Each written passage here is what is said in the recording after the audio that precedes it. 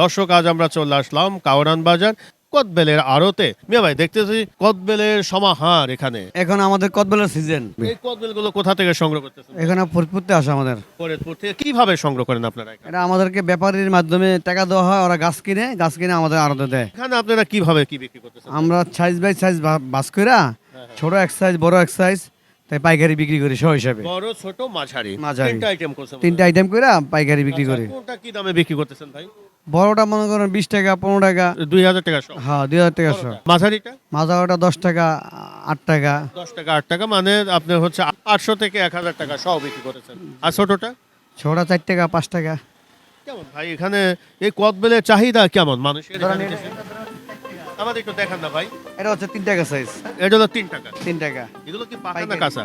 এগুলা কাঁচা। কাঁচা। এক দুই একদিন দর্শক, দেখতে পাচ্ছেন, একটু ভাই দেখায়।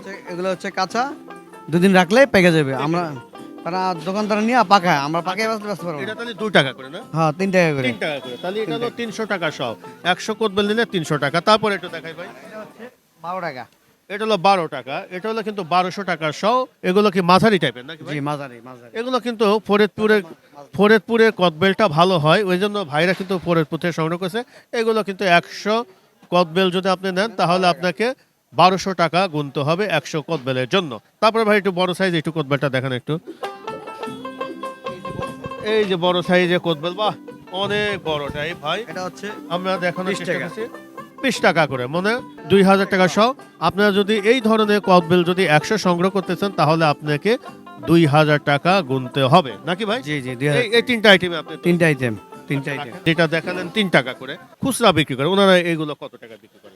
ওনারা বিক্রি করে 7 টাকা 8 টাকা 10 টাকা, যার কাছ থেকে জানিয়ে পারে। আর 12 টাকাটা কত বিক্রি 12 করে? টাকা তো 20 টাকা বিক্রি করবে। আর 20 টাকাটা? 20 টাকাটা 30 টাকা বিক্রি করবে, 30 টাকা 40 টাকা এরকম।